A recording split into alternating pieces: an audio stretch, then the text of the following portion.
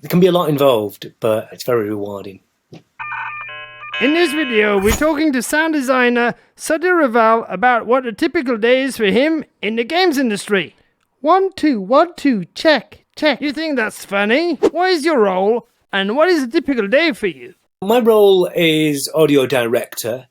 Every day is a different experience, and that's one of the great things about this role, in that one day I may be focusing on music, another day I may be focusing on recording dialogue, another day I may be creating sound effects, but a day may easily involve all of those things in one. I might be required to sometimes leave the comfort of my computer and go out and record what they call on the field and actually get some recordings in the outside world. So it's quite varied. I will try and give you an example of what a day could be like. Generally, I would begin the day by getting the build, that is all the data for the game that I'm working on. That takes quite a bit of time. Whilst I'm doing that, I will look at emails and make sure that everything that I've tried to do the previous day has been done, and respond to any urgent requests and things that need looking at immediately, and prioritise what I've got to accomplish on a certain day. A big part of being audio director is juggling the amount of different types of audio, because within the modern video game world, I mentioned a couple of things there like music and dialogue and sound effects. Within sound effects alone, there are many different types of sound effects. So you imagine footsteps, pickup sounds, vehicles, ambient sounds. I could go on. There are so many different sounds. On a large game, a lot of these different things are done by different people.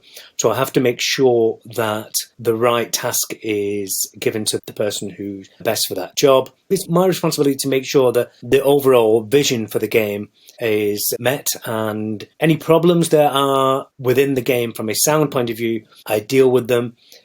There's a term called leads, and that's the people who are more senior. So you get art lead, programming leads, and audio leads. So leads in every kind of different department.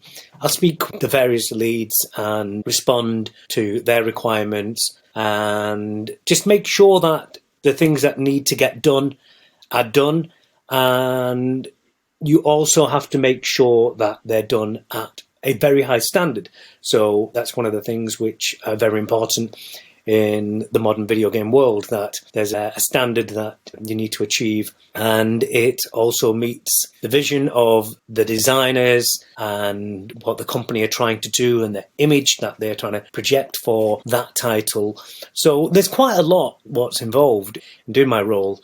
As I said before, when these things go well and you're working hard at it and you focus, it doesn't really feel like you're working hard. It's so much fun that you genuinely enjoy doing these things. And the people that you work with as well are a really important part of your job, because you're working with some of the most talented people you can imagine. And these are artists and programmers and sound designers, animators, and their work is incredible. And it's such a joy to work with these teams of incredibly talented people that have to interact with people from all different kind of backgrounds.